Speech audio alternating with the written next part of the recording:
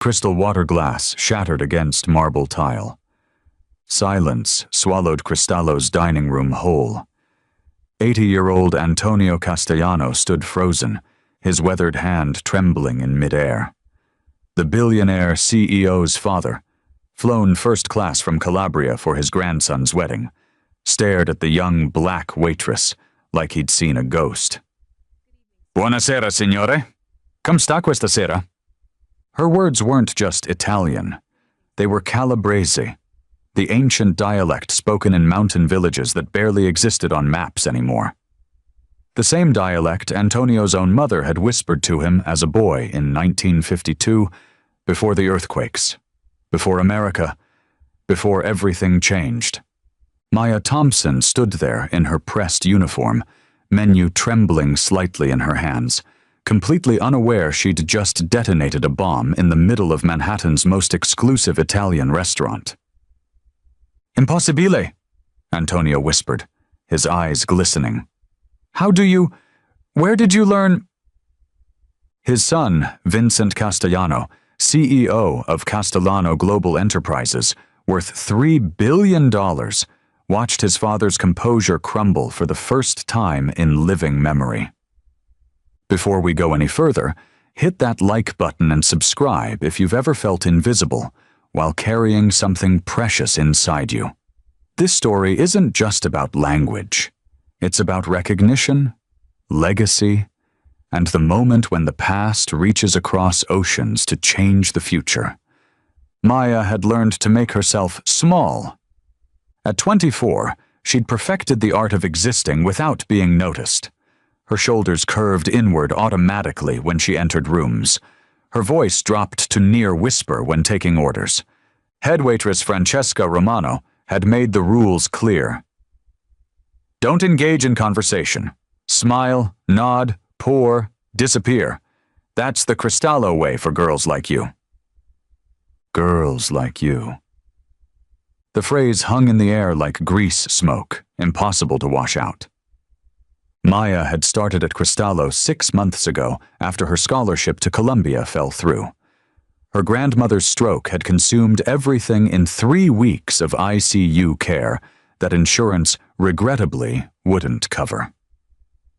The restaurant paid $15 an hour plus tips, enough to cover rent in Washington Heights, enough to send money home for Nonna Rosa's physical therapy, enough to survive, but not enough to be seen. The irony was sharp. Maya had grown up in a cramped Brooklyn brownstone where her grandmother spoke only Calabrese dialect, the mountain Italian that predated modern standardization, that carried the weight of centuries in its guttural consonants. While other kids watched TV, Maya sat at Nonna Rosa's feet, learning proverbs that hadn't been spoken outside of Calabria in 3 generations. La lingua è l'anima del popolo, her grandmother would say, stirring Sunday gravy that simmered for 8 hours. Language is the soul of the people. You lose the words, you lose who you are. But what good was an ancient dialect in modern Manhattan? So Maya made herself invisible and swallowed the bitterness of wasted gifts. Francesca had emigrated from Rome 15 years ago, bringing northern Italian conviction that southern dialects were peasant corruptions.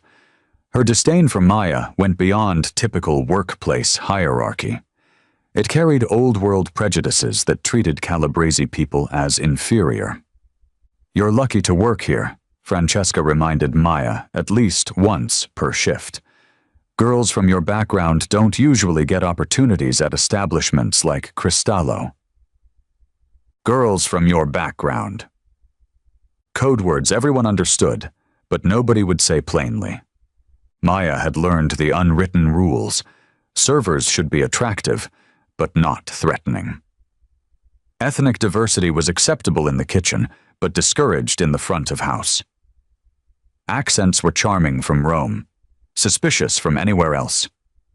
She'd watched 3 other servers, all women of color, get fired for invisible infractions that white servers committed daily without consequence.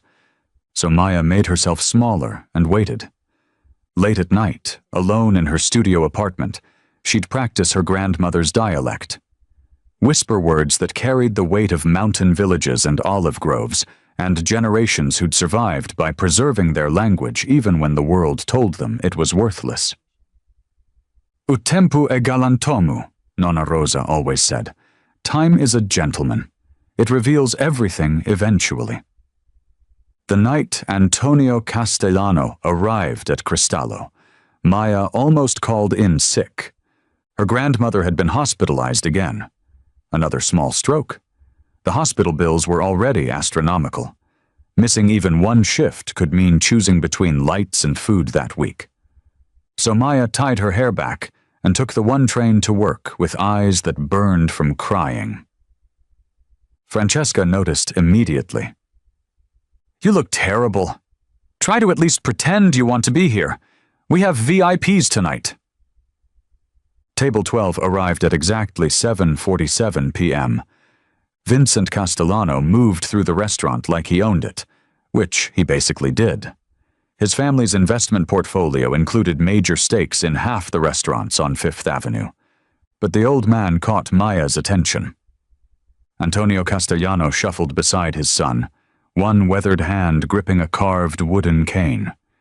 His suit was expensive but old-fashioned, tailored in a European style.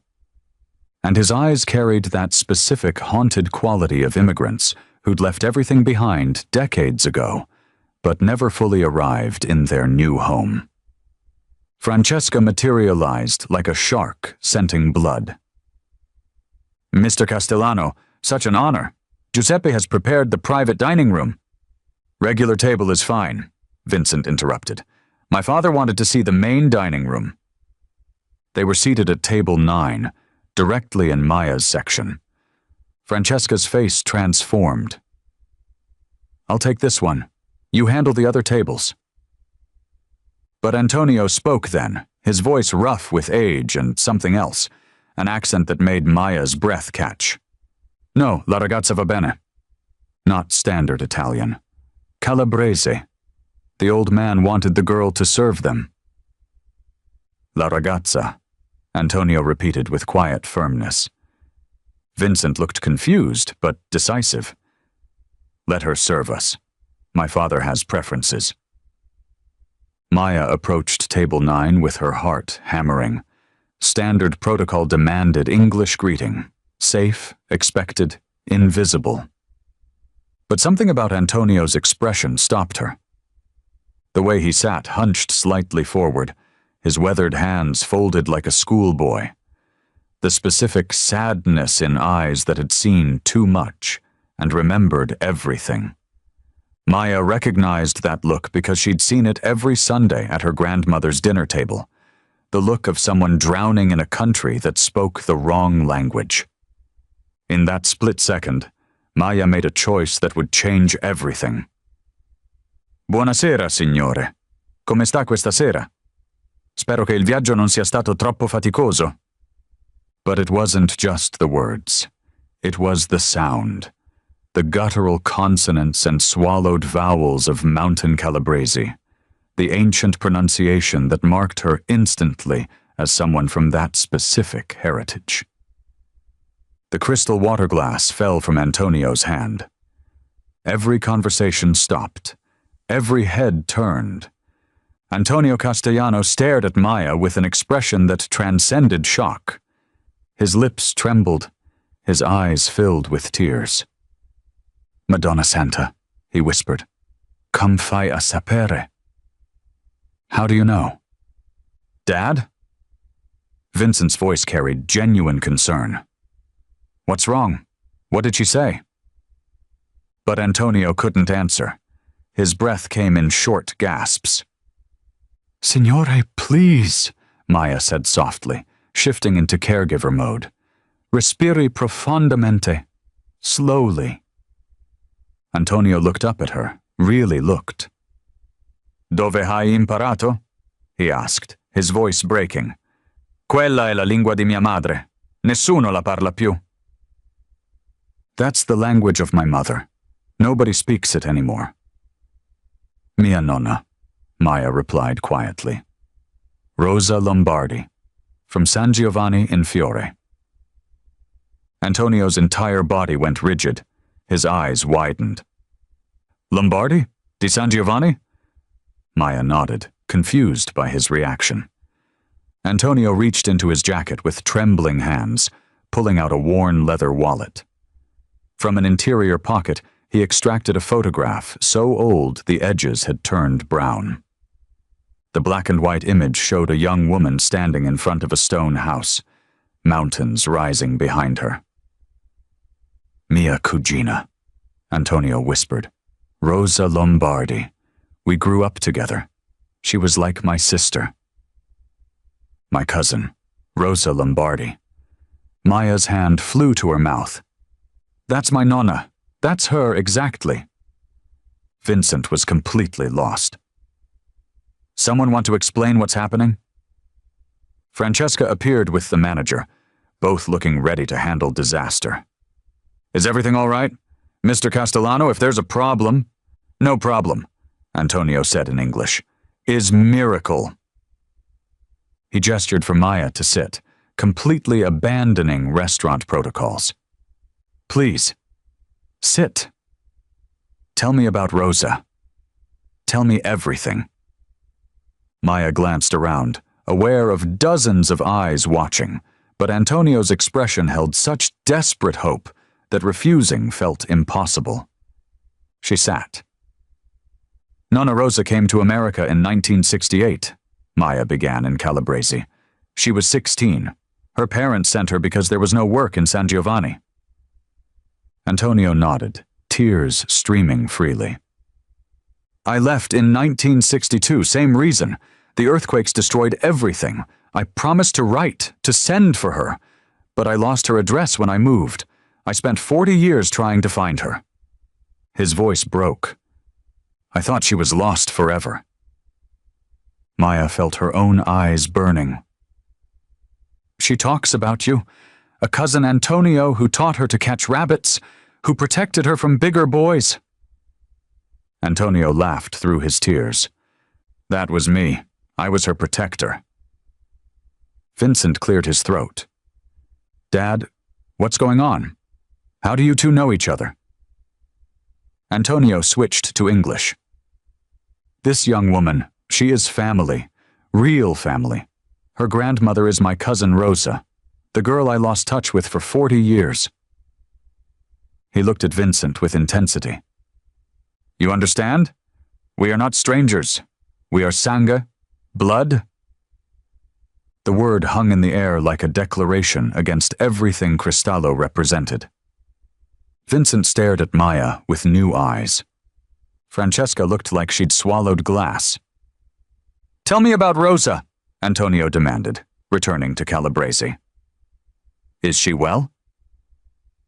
Maya's expression must have shifted because Antonio went pale. What's wrong? She's in the hospital, another stroke. The doctors say her time is short, days, maybe weeks. All color drained from Antonio's face. No, not now. Not when I've just found her again. He gripped Maya's hands. Take me to her, please. I must see her before it's too late. Vincent stood abruptly. Dad, we have dinner reservations. The family is expecting... I don't care about dinner, Antonio snapped.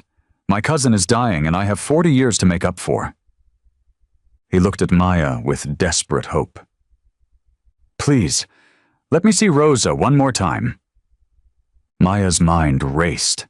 This was insane. She'd lose her job. But looking into Antonio's eyes, she saw her grandmother's expression, the specific loneliness of immigrants who carried their culture in their bones. Yes, she heard herself say. I'll take you to her. She stood, removing her apron. Francesca materialized, face twisted with fury. What do you think you're doing? You can't just leave. She's family, Vincent interrupted, his voice carrying authority. She's taking my father to see his dying cousin. If there's a problem with that, take it up with me. The threat was unmistakable. Andiamo, Antonio said. Let's go. And Maya Thompson walked out of Cristallo with one of the wealthiest men in New York holding her arm like she was precious cargo. The drive to Mount Sinai took 12 minutes. Antonio sat beside Maya, still gripping her hand, asking questions in Calabrese that tumbled out too fast, about Rosa's life, her health, her memories. Maya answered everything, painting a picture of the woman who'd raised her, who'd taught her to make Sunday gravy, who'd preserved an entire culture in a cramped Brooklyn apartment. Vincent listened to the dialect he couldn't understand, watching his father's face transform with emotions he'd rarely seen. Room 437. Maya paused outside the door, suddenly terrified. What if she doesn't recognize you? The stroke affected her memory. Antonio straightened his shoulders. Then I'll remind her. That's what family does. He pushed open the door. Nonna Rosa lay in the hospital bed, her small frame disappearing into white sheets. Monitors beeped softly. Her eyes were closed, breathing shallow. Antonio approached slowly, then began to sing. The melody was ancient, predating Italy itself. A Calabrese folk song about mountain streams and olive groves. L'acqua chiara della fonte scorre giù per la montagna. Rosa's eyes opened, not gradually but instantly, completely. She stared at Antonio. Antonio, she whispered. Antonio, si tu? He gripped her hand and nodded through tears. Si, Rosa, sono io. I finally found you. What happened next was medically impossible. Rosa Lombardi, who hadn't spoken more than fragments in 3 days, who'd been classified as having severe aphasia, suddenly began speaking in flowing Calabrese. The language center of her brain, dormant when forced to work in English, awakened completely when addressed in her mother tongue. I waited for you, she said, her voice gaining strength. I thought you'd forgotten me. Never, Antonio replied. I searched for 40 years. They spoke rapidly in dialect, comparing memories, filling in decades with words that tumbled over each other. Maya watched with tears streaming down her face, seeing her grandmother transformed. Vincent stood by the door, his billion-dollar empire suddenly feeling insignificant. Finally, Rosa turned to Maya. Nipotina, you brought him to me. How? I served his table at the restaurant. I spoke in our language. Rosa's eyes widened. You used our dialect in public? Maya nodded. Rosa looked between Maya and Antonio with profound satisfaction. La lingua è l'anima del popolo, she whispered. I told you. She squeezed Maya's hand. You saved something I thought was lost. You brought home back to me before I died.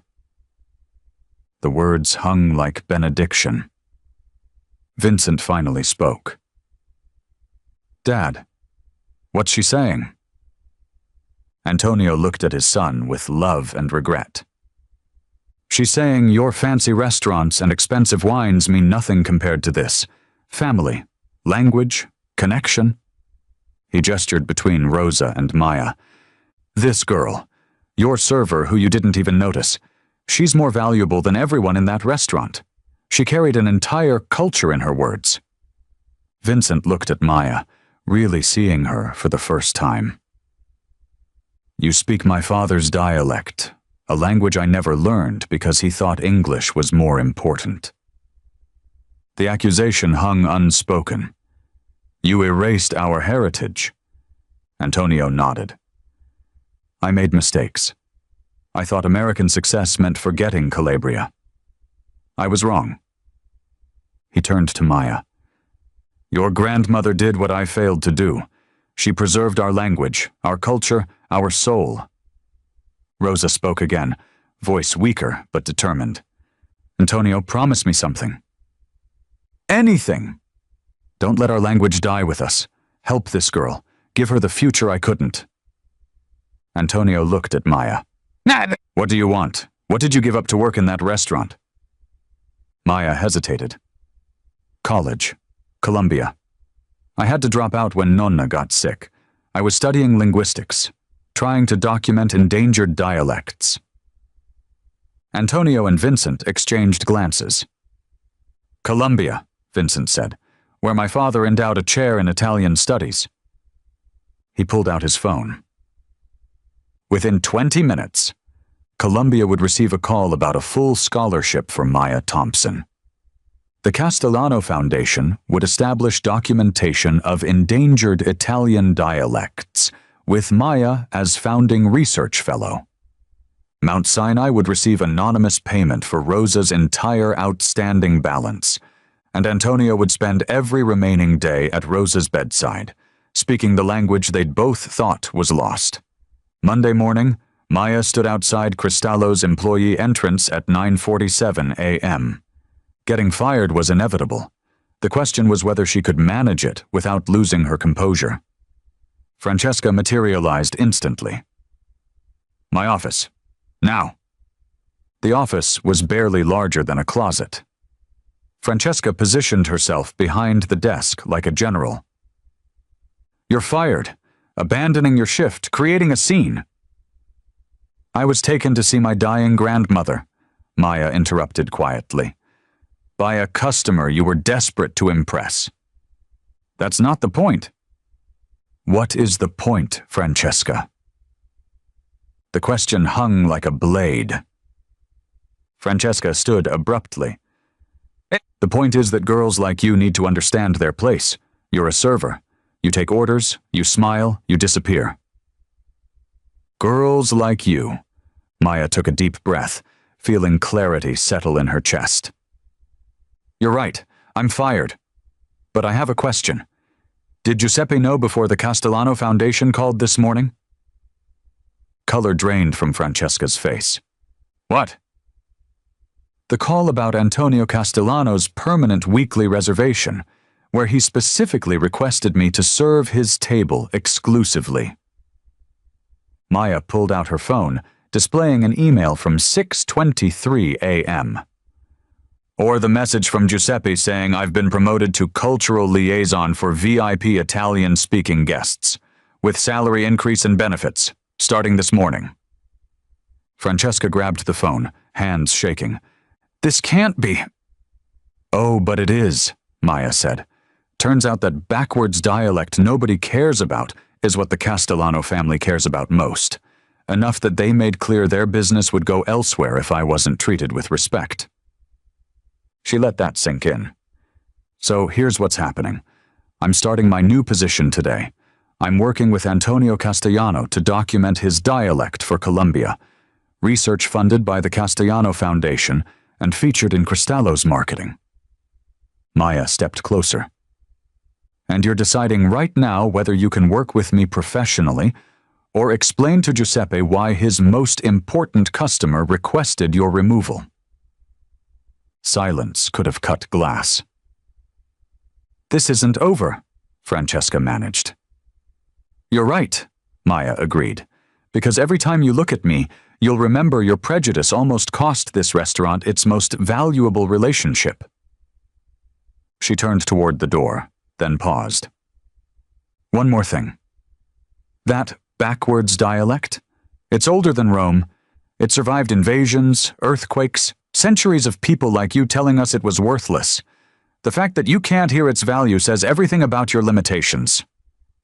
Maya walked out with her head high. The transformation over following weeks was profound. Maya's position as cultural liaison became real.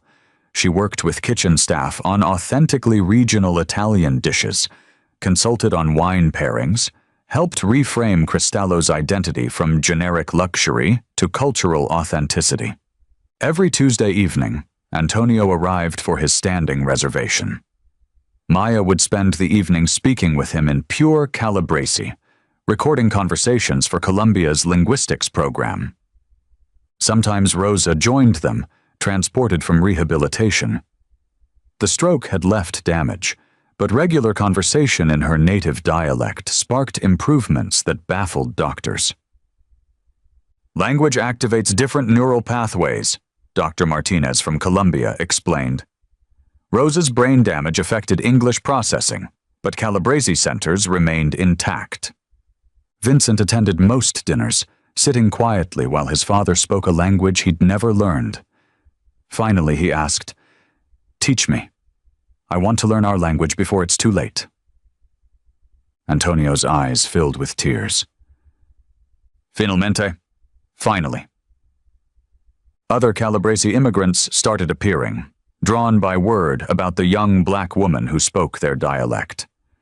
They'd arrived tentatively, uncertain whether they belonged in such an expensive place. Maya would greet them in their own language, seat them at good tables, help them navigate menus that suddenly included dishes their mothers used to make. Giuseppe initially worried about image dilution. Then he saw the data. Bookings increased 47%. The Castellano connection attracted wealthy families wanting to reconnect with lost heritage. Critics praised Cristallo's evolution from generic luxury to cultural preservation. "You made us more profitable by making us real," Giuseppe told Maya. "That's worth more than any consultant." Small victories accumulated. The elderly couple who wept hearing Calabrese in public for the first time in 40 years. The graduate student who finally had someone to translate his grandmother's stories. The young woman who stopped being ashamed of her southern Italian heritage. Francesca watched from the margins, her authority undermined not through confrontation, but obsolescence. She tried apologizing one evening. "I was wrong. About your dialect, about a lot of things." Maya studied her. "Thank you for saying that. Does that mean we can start over?" "No," Maya said quietly. "It means we acknowledge what happened and move forward honestly. One apology doesn't erase months of being treated as less than human." 6 months later, Rosa Lombardi passed away peacefully, surrounded by family, with Calabrese prayers on her lips and satisfaction in her heart. Maya spoke at the funeral in both English and Calabrese. She survived by preserving. She thrived by refusing to forget. She built a legacy that will outlive us, because she understood culture isn't something you perform for occasions. It's something you carry every day, in every word, in every gesture. The Calabrese Language Archive now holds over 200 hours of recordings, conversations, songs, stories. It's become a model for endangered language preservation worldwide. Maya completed her linguistics degree with honors. She directs the archive while working at Cristallo 3 evenings weekly. Not because she needs to, but because it's where everything changed. Antonio established the Rosa Lombardi Memorial Scholarship for students pursuing endangered language studies from immigrant communities who'd been told their heritage was worthless. Vincent learned Calabrese, slowly, imperfectly, but with dedication. His children now attend Saturday language classes. 3 years after that first dinner, Maya stood in Cristallo's redesigned dining room, photographs documenting the archive along the walls, including Nonna Rosa's face preserved in black and white. A new family had just been seated.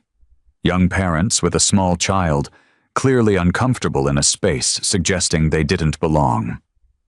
They were black. Maya recognized that discomfort immediately. She'd lived it. She approached with a warm smile. "Buonasera. Welcome to Cristallo." Then she noticed the grandmother. Tiny, weathered hands, carefully preserved dignity despite obvious poverty. She took a chance. "Scusate, may I ask, where is your family from originally?" "Sicily," the grandmother said in accented English. "Small village, very small." "Try me. I study Italian dialects." "Caltagirone?" the grandmother said with pride, despite expecting non-recognition. Maya's eyes widened. She spoke in Sicilian dialect. Caltagirone? The city of ceramics and beautiful staircases? The grandmother gasped, hands flying to her mouth. You know my city? You speak my language? They began conversing rapidly in Sicilian, trading references to neighborhoods and dishes and regional pride. How do you know this? The grandmother asked through tears. Nobody speaks my language anymore. Maya knelt beside the table. Someone taught me that language is the soul of the people, and that preserving it matters more than being practical or fitting into spaces that try to erase you. The grandmother gripped Maya's hand. Bless you for carrying what others throw away. The family's dinner became celebration. Traditional Sicilian dishes, stories shared in dialect the younger generation heard for the first time, connections forged across generational gaps. As Maya watched them laugh and cry and feast, she thought about the night Antonio first heard his mother's language in her voice. The night everything changed, not because one person was saved, but because recognition, real recognition, had finally happened. And recognition is contagious. Once you truly see someone, you can't unsee them. The world becomes more complicated, more challenging. But it also becomes more real. And reality always wins eventually. If you believe languages and cultures deserve preservation, smash that like button and share this story. Subscribe for more stories about people who refuse to disappear just because others can't see their value. Drop a comment. What gift are you carrying that the world hasn't recognized yet? Because sometimes the most powerful revolutions begin with